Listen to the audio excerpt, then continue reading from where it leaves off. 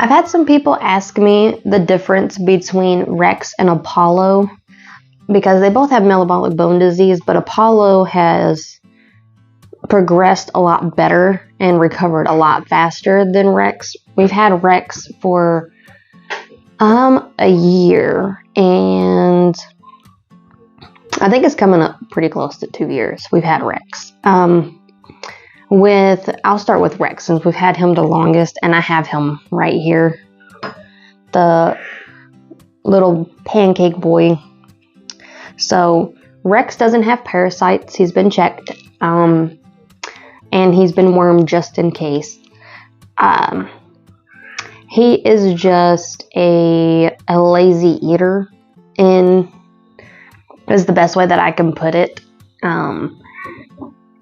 I don't necessarily know if it's 100% like him being a lazy eater or if the neglect that he had has messed with his brain, you know? That's something that we'll never really know. There's no test for that, really. And even if there was, there's really no point in doing it for him because we love Rex how he is, and he's basically probably going to be here his entire life at this point. He's never going to be able to go up for adoption, but that's fine. He could be our mascot. Rex, at the beginning when we got him, he was kind of like Apollo. He was putting on weight real fast. But when we got Rex, I thought he was dead. Like, looking at him, I took him from the lady and I acted like, yeah, he seems like he's going to be okay. But in my mind, I was like, I think that she just brought me a dead lizard. Because he looked lifeless, and he was as skinny as he is, and I just held him up. He was a lot skinnier than that. He has actual fat on his head and things now, where if you looked at his limbs, they were just as flat as he is. So he's had an extremely long road to recovery, and we're still getting there. Where he was gaining weight, he gained weight super quick for, I think, maybe 6 months. He was putting on weight every single day and eating every single day. And then just out of nowhere, he decided that he was done. He didn't want to eat anymore. He was going to fight every feeding.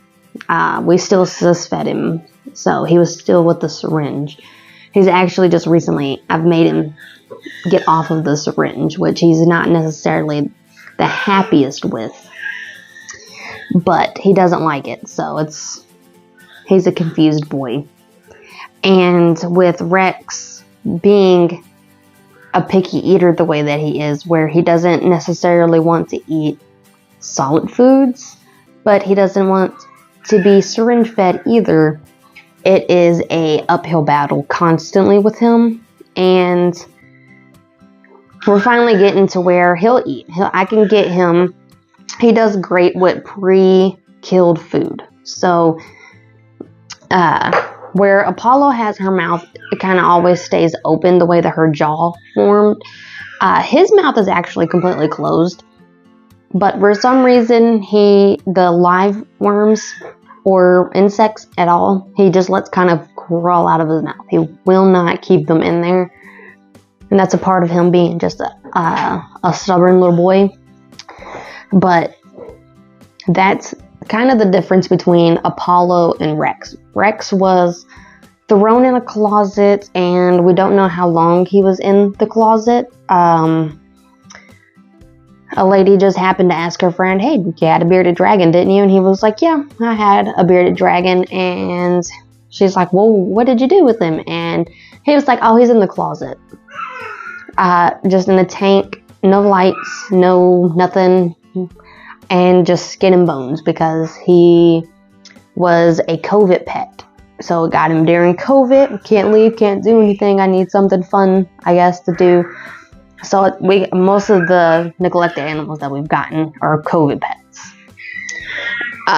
But that being said, it's whatever. At this point, that's kind of died down a lot. But yeah, that's the difference between Apollo and Rex. Rex was far off worse than Apollo ever was. So yeah, that's the difference.